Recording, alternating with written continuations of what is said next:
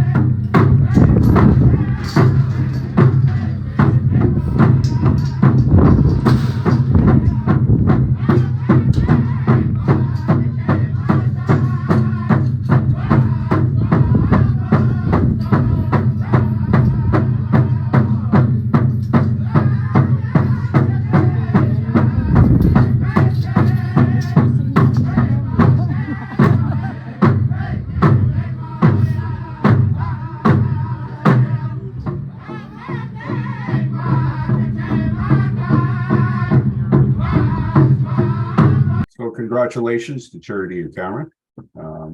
So privileged to have seen them. So let us talk about Code Pink.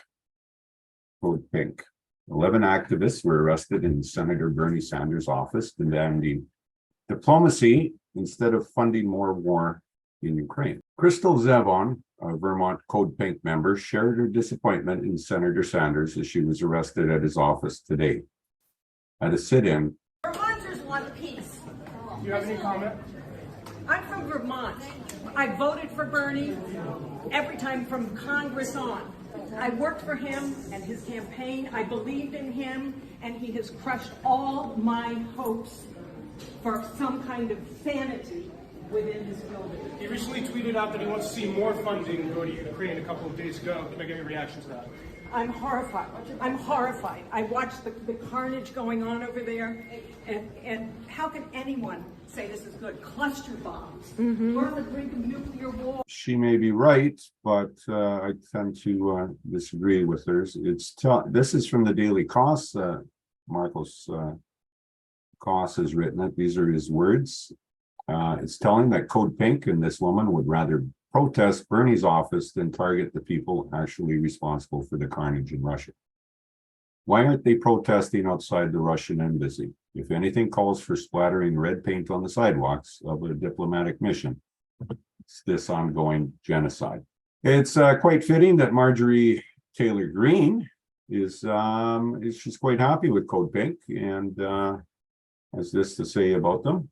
The war in Ukraine must end, she says. Today, she met Code Pink activists who protested for peace in Bernie Sanders' office. He had 11 of them arrested.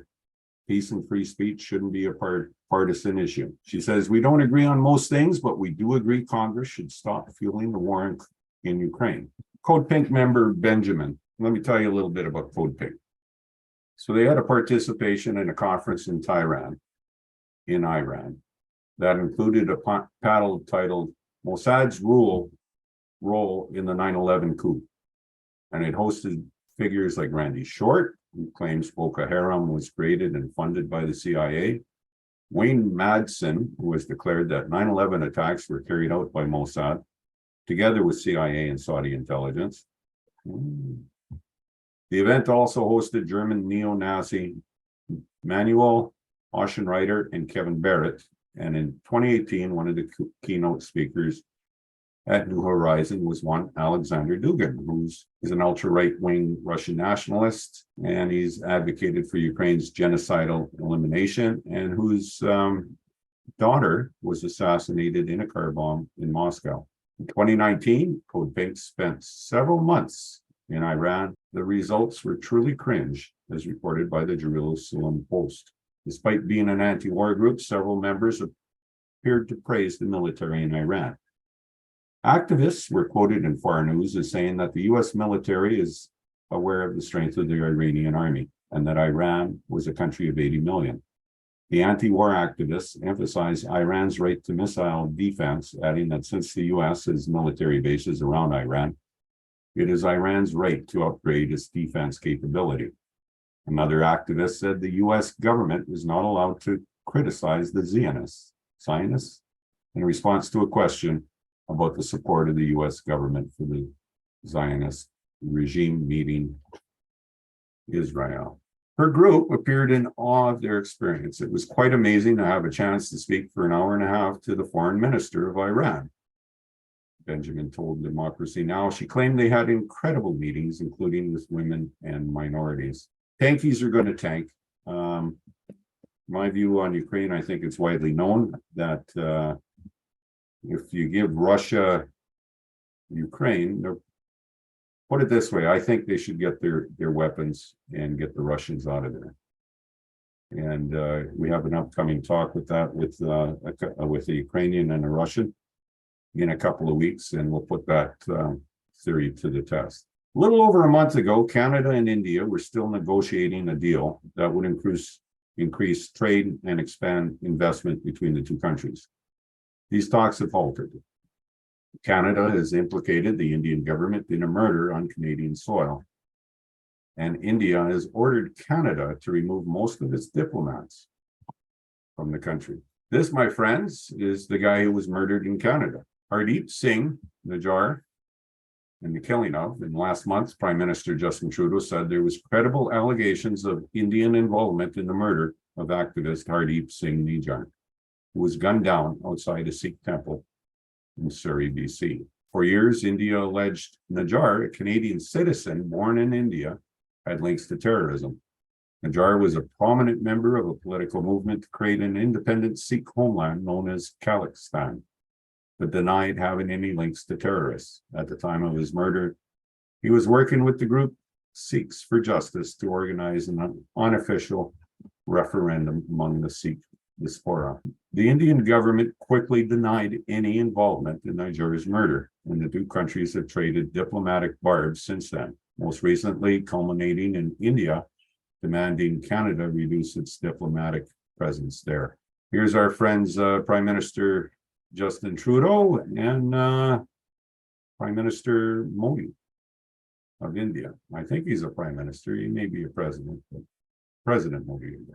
We have, as we have said, or I think we've been very clear, we are willing to look at any specific information. We have conveyed this to the Canadian side, made it clear to them that we are willing to look at any specific information that is provided to us. But so far, we have not received any such specific information. There was a indirect question on that. Let me also point out that from our side, very specific evidence about criminal activities by individuals based on Canadian soil has been shared with the Canadian authorities on a regular basis, but not been acted upon. Which is somewhat not true. Trudeau says he shared the information about the India assassination from the Five Eyes report he got with the Indian government. So there's an ongoing battle going there. And in Canada, it's Thanksgiving weekend. Happy Thanksgiving, everybody, and my American friends. Germany, Austria, and Switzerland also hold Thanksgiving in late September or early October. So Canada is not just by itself in October. It's the holiday of Interdankfest. Interdankfest. Residents gives thanks in Europe for plentiful harvests with church services, parades, and music. Canada Thanksgiving is October 9th. The main factor in choosing that date is that the harvest tends to arrive earlier than it does in America because of our weather. Forrest, Dave, you guys want to talk Halloween movies? Halloween movies or Halloween movies? Ooh. You want to just talk movies? We have a few minutes to kill. Sorry, we have a few minutes to squander. I think kill was a little bit more appropriate. Well, I'm gonna go with a Halloween movie. It's a horror movie. It's called Terror Train. Terror Train, you say? It's from 1980. It stars Jamie Lee Curtis and a very young David Copperfield is in the movie. So this is your typical slasher, stuck on a train kind of movie. Everyone's in costume and no one knows who's doing it. And what's the name of this movie, my friend? Terror Train. Terror Train. Yes. What do you like about it? Well, it's just fun. It's a good slasher movie. It's also got Jamie Lee Curtis from a lot of other slasher movies. Well, I am all for Halloween. She's in Prom Night. I think I've forgotten one. Nice. Is that the That's right. 2022 one? No. 1981. 1980 version. You're really you're reaching there. Yeah. Okay. All right. Let's see if I can bring up a clip for that. Terror Train.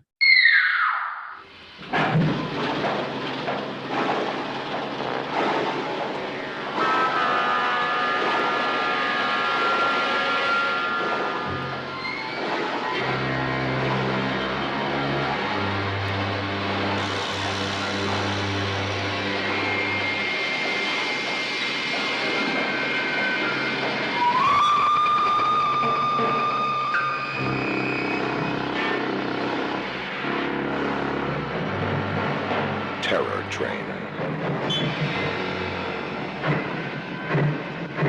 Everybody take off your mask. Hey, take it easy, man. What are you doing? Oh my God! Stay with your date.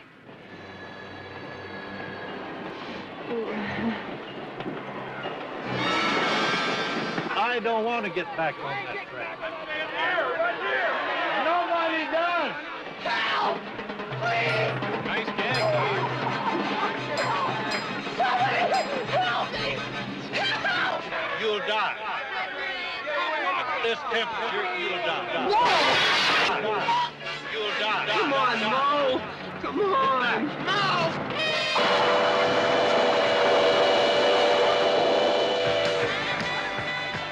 For the students aboard, it's going to be the one party to end them all. They're always walking out of my parties.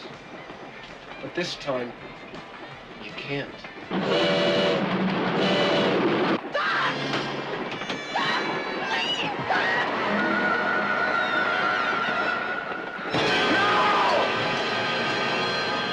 Magic.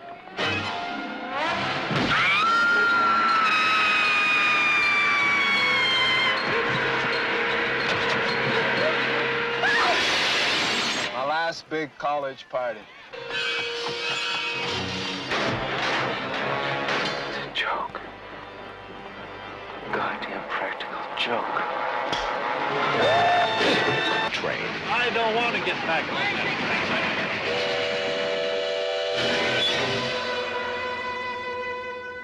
Dude, you know how to pick them. Fun. What do you think of that? Yeah. Is that going to be on our list there? Because you're doing 30 movies or movies up to Halloween. What do you think, I Forrest? might have to put that on the list. Yeah. Jamie Lee Curtis. I mean, she's amazing. I feel like trailers have changed a lot and stayed exactly the same somehow. Yeah. Yeah, that was an okay one though. Yeah, Forrest, you got another one that you haven't told us about that you're excited to show us on this Halloween October? Well, I was thinking of, I don't know if this might be one of the movies I show after the day after an actual good movie. Okay. But I was thinking of showing Q the Winged Serpent, What? starring David Oh. Carradine. That's a good one. It's a very good one. It's about like a little con artist who comes across Quetzalcoatl over in New York, and That's where it I always also see him. follows Officer David Carradine. That's true. That's where I It's always called- see my apocalyptic winged serpents from South America. It's called Q. In New York. The letter Q, Yeah, Q, the letter Q, Winged Serpent. and then the winged serpent. Sounds good. Let's look at the trailer. For 10 centuries it has waited to be awakened, to be worshipped again like a god, to fill the skies, to cast its shadow over, Oh no. to release its fury.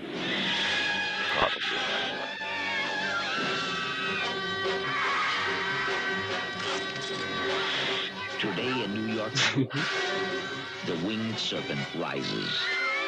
The winged serpent rules. The winged serpent. David Carradine. This thing has been prayed back into existence. Michael Moriarty. It was big and there was something in it that looked like an egg. But it couldn't have been an egg. Like an egg. Richard Roundtree. All I know is, Yeah. how the hell does this tie in with the murders and the mutilations? Candy Clark. What are you going to do if someone dies tomorrow, or the next day, or the next day? Well, I'm not going to think about it. You know, it won't be my fault. It'll be theirs if they don't give me what I want. Money. $1 million in cash, tax-free. They are searching. Looking good. Discovering. Believing. Preparing for the battle of 1,000 years. Load tracer ammunition. Want to see the trajectory? Get those guys in the basket. Okay, everybody hold their positions. Everybody stay right where you are, all right? Don't move. Man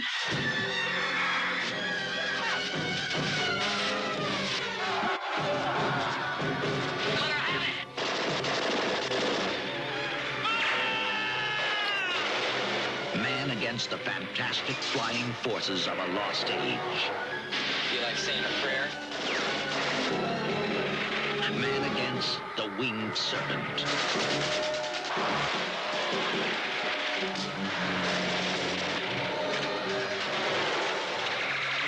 Today in New York City, the winged serpent rules. The legend has come alive. I mean, you got an egg in there, and you got serpents, right? You got a little murder mystery. It's fantastic. I'm in.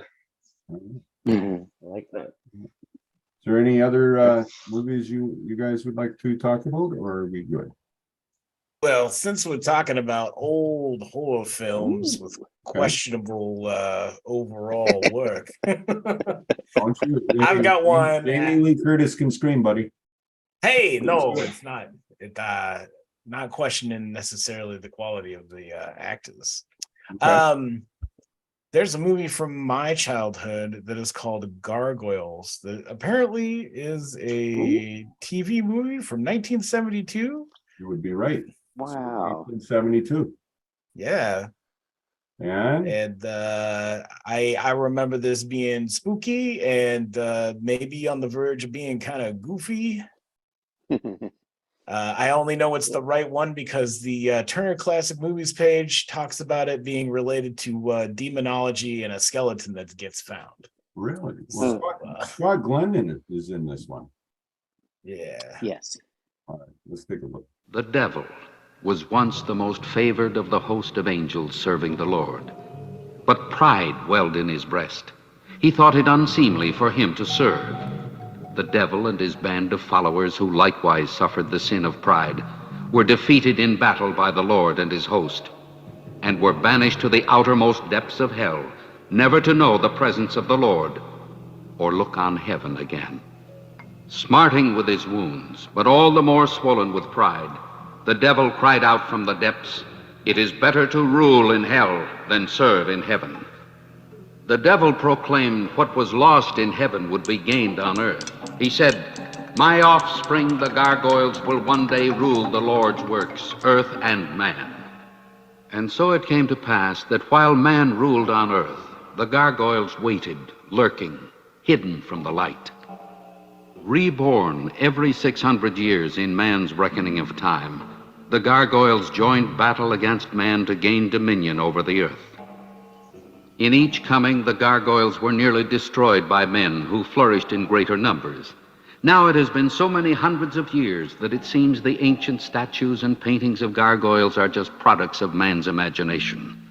In this year, with man's thoughts turned toward the many ills he has brought upon himself, man has forgotten his most ancient adversary, the gargoyles.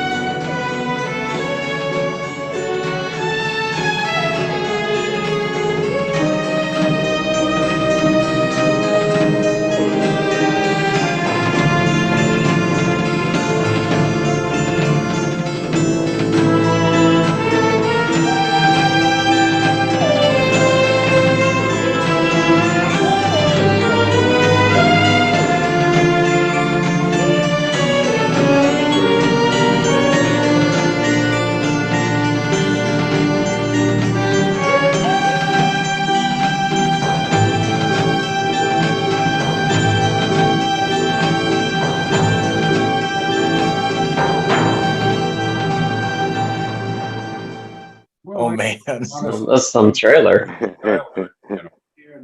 So feels like a Hieronymus Bosch painting made into a film. A little bit. Ooh. 1970s trailer. You gotta like that. Okay. Yeah, really waiting to show off anything from the film in that trailer.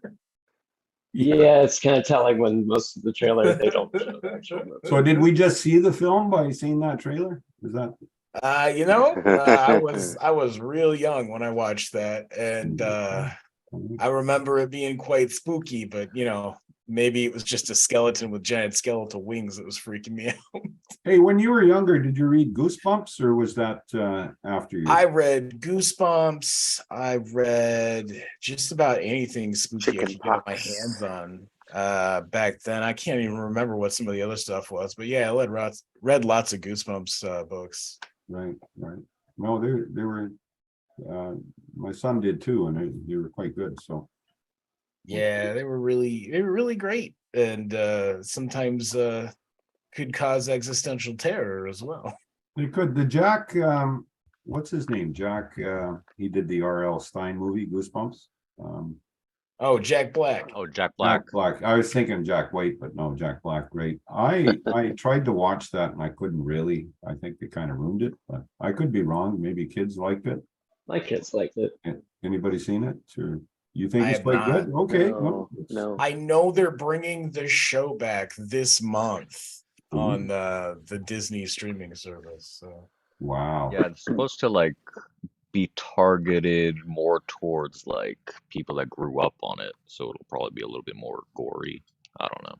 Isn't Disney a gem in this society? So. Every once in a while, they're dropping good nuggets. Okay, so for the Creep Show TV series worked out well. Creep Show, yeah. So let me just get this straight for the audience at home or whoever's watching this on the YouTubes. Is you're showing a movie right up to Halloween, and every day, yeah. Anybody wants to join us into the Zoom room, my email's in the show notes. Drop me a line. We will send you the link, and you can you see a whole bunch of frightening movies plus Simpsons, I believe, right? Am I correct? We got Simpsons. We got various other spooky themed shows. Wow. We're gonna run out of Simpsons real soon. You guys are a treasure, I tell you. Well, I wanted to ask Walter, do you have any favorite scary movies or Halloween movies? No, the one I wouldn't mind seeing again is the first Elm Street, to see if because if I remember right, it was slow and then it got really good, like towards the end of the movie. And we watched the series of it. By the third one, you got inured to all the drama on it. And but yeah, I would like to see the first Elm Street again to see if I was correct. I seen that as a young man. So other than that, no. Some of the old black and white ones I remember, but I could not tell you a name. But I quite enjoyed those. Thanks for asking me, Dave. That's a good one. Okay, well, let's wrap this up, my friends. Thank you very much for a Friday night north of 48. I got some emails saying, why don't I do my podcast? Like when I started, it was like 20-minute vignettes about growing old, about stuff in Canada and stuff in America that affects Canada, and somewhat in Europe. So I'll be adding some extra podcasts, and I'm quite impressed that Germany and Singapore have picked this up, and our audience is growing there. So I appreciate it, and as well as in, the American audience and the Canadian audience. So, and the guys in Britain, I really don't give. No, I appreciate them too. So take care and have a good one.